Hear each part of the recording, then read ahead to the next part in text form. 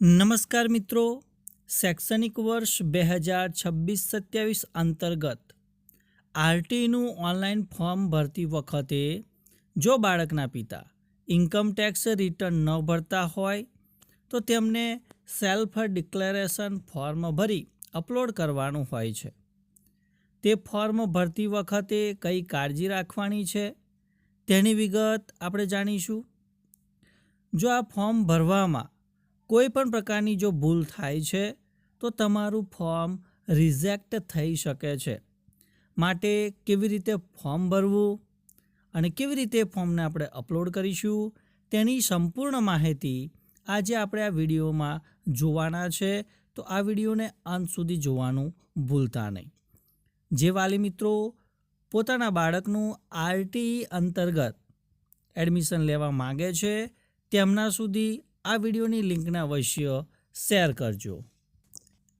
મિત્રો, અહીંયા તમે ફોર્મ જોઈ શકો છો કે આવકવેરાને પાત્ર આવક ન થતી હોવા અંગેનું સેલ્ફ ડિક્લેરેશન એટલે કે સ્વઘોષણા પત્ર. તો મિત્રો, આ જે ફોર્મ છે એ ફોર્મની લિંક તમને ડિસ્ક્રિપ્શન બોક્સની અંદર આપી દઈશ. ત્યાં જઈને તમે ડાઉનલોડ કરી શકો છો અને આ ફોર્મની તમારે પ્રિન્ટ કાઢવાની છે અને એની અંદર તમારે વિગતો દર્શાવવાની છે અને એ મુજબ વિગતો દર્શાવી તમારે આ ફોર્મને અપલોડ કરવાનું રહેશે. તો મિત્રો, આ ફોર્મ આપણે ભરવાની અંદર કઈ કઈ કાળજી રાખીશું એની વિગતો આપણે જોઈએ. તો મિત્રો, અહીંયા એક નમૂનો આપેલો છે જેની અંદર તમારે અહીંયા તારીખ છે એ તારીખ લખવાની છે.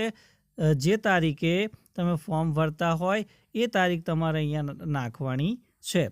ત્યારબાદ આથી હું નીચે સહી કરનાર એટલે કે અહીંયા બાળકના વાલીનું પૂરેપૂરું નામ રહેશે. ઉદાહરણ તરીકે અહીંયા તમે જોઈ શકો છો. ત્યારબાદ એ વાલીની કેટલી ઉંમર છે એ અહીંયા તમારે લખવાની છે.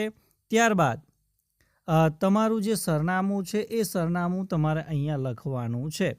ત્યારબાદ અહીંયા તમારે જો પુત્રનું ફોર્મ ભરતા હોય તો પુત્રી શબ્દને છેકવાનું છે અને જો પુત્રીનું ફોર્મ ભરતા હોય તો પુત્ર ઉપર તમારે છેકવાનું છે.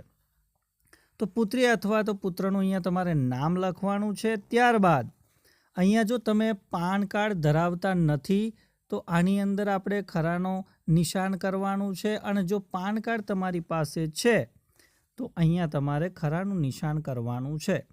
ત્યારબાદ તમારે ઉદાહરણ મુજબ પાન કાર્ડ નંબર તમારે લખવાનો રહેશે.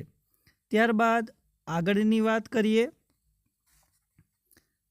તો તમે જે આવકનો દાખલો લાવેલા હશો તો એની અંદર તમારી કુલ વાર્ષિક આવક અહીંયા આપેલી હશે એ તમારે અહીંયા લખવાની છે.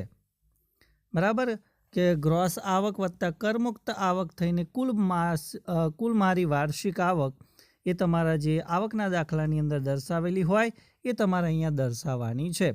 ત્યારબાદ મારા પત્નીની કુલ વાર્ષિક આવક, તો તમારો જે આવકનો દાખલો હશે એની અંદર તમારા પત્નીની વાર્ષિક આવક લખેલી નથી હોતી માટે તમારે અહીંયા 0 કરવાનો છે.